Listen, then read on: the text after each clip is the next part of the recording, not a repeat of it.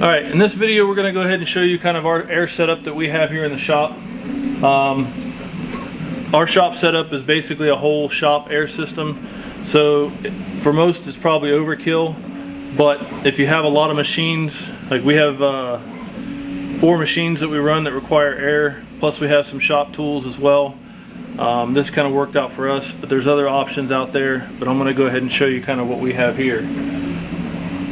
Alright, so what we have here is a Quincy air compressor. Got this from Northern Tool. Fairly cheap, I think it's about $1,500. 2-stage.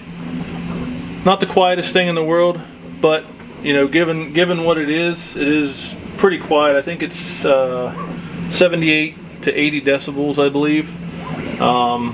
So it's, again, not the best, not the worst. This is a 60-gallon tank. Goes up to 150 psi max and 90 CFM. And from here, we basically just have, you know, we have our drain set up down here at the bottom. It's hooked to a lever valve and a tube that we run out to a sink drain. So that way we can purge the tank, not have to worry about getting up underneath it. All air compressors have some sort of drain system.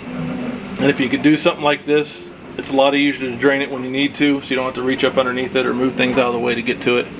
From there, you're not going to be able to see everything, but the plumbing comes out of the air compressor, goes into a T-block, and then goes up in this blue pipe and runs all the way down to the end of the shop.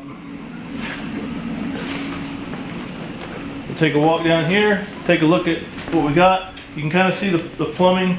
It's not really routed all that well, but it's out of the way and it's easy to just throw it up there and be done with it. That's actually 3/4 inch aluminum.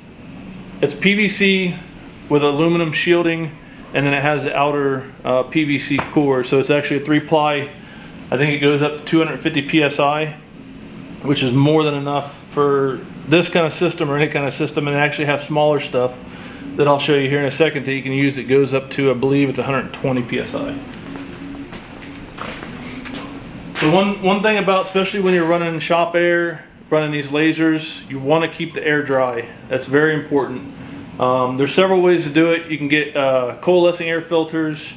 You can get the water separators, the desiccant bags, things like that. All those things work well. What we chose to do here is, if you look kind of up here, there's one which is a pre-water separator up there. And then what it does is it goes into this here, which is a refrigerated air dryer. So that basically condenses the hot air, if any is left over by the time it makes that run. And that's another reason why we had to run so long and it's sitting so high, so that way it can cool off before it gets here. But this does catch a lot of air, or a lot of water in it, and it discharges out here just usually in a fine mist. It just shoots it down the ground. Eventually, once I quit being lazy, I'll put a hole through the drywall or through the block and actually have it run out there as well. Because obviously the last thing you want to do when you have electronics everywhere is get it wet. Same with the post air dryer, which is up here. That comes out of the refrigerator dryer and into that as basically a backup system for anything that the other dryers did not catch. And then from there it comes down and settles into this junction block here, where we have the other tube that I was talking about. This is I think it's 1/2-inch tube that basically it sends the air over to our hose reel and anything else that we need to run on the other side of the shop. Then it comes into a regulator that regulates all the air pressure for the lasers, and then there's valves. There's individual valves here for each laser, so you can turn it off or on depending on what you're doing, and also a blower for cleaning off anything that might need to be cleaned off after it's engraved.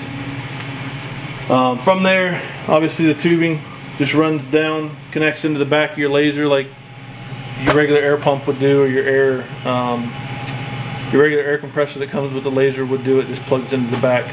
And you can get this tubing fairly cheap. I got this, I think, off Amazon. It's like 20 bucks for 50 foot or something like that, I don't know. But it's really cheap. easy to run. It's out of the way, and the biggest thing you want to make sure of is your air pressure here. Like my manifold pressure, I usually keep, I think it's at 60 or 80 psi, which is above the recommended, but I haven't had any problems with blowing out any valves in the lasers or whatnot. But like I said, you can turn these off if you're not using a particular laser and just focus on one. But you definitely want to make sure that you watch out for that. Now, there also, you can go one step further and actually put an air dryer system on the laser, like a mini one that a lot of people use now, that you can have, and there's some people out there that have already kind of rigged up their system to have those. And so you can do that as another last protective measure before it goes into your laser. But for instance, the air dryer here that I have is a 41 or 42 CFM refrigerated air dryer, and for our system, that's what I felt we needed. It's a little bit overkill, but they also have some at Harbor Freight or Northern Tool that have 21 CFM, which is more than enough for a lot of people's compressors that they're running out there, smaller ones, 26 gallon or less. I think it's like 500 bucks. So I mean, for an insurance policy on your lasers, I think it's a good idea. Again, this is just what I do. I just want to share it with you because there have been some questions, you know, raised about what people are using. So this is kind of what I use. It works for me. My biggest thing is remember to turn that thing on so it actually does its job. But other than that, that's really all I got for the air system. Everything else is straightforward from there to your laser. I appreciate you watching. Check out the other video where we talk about the exhaust system that takes the air out of the lasers, or the smoke and debris out of the lasers as you're using them. And we'll see you in the next video. Thanks.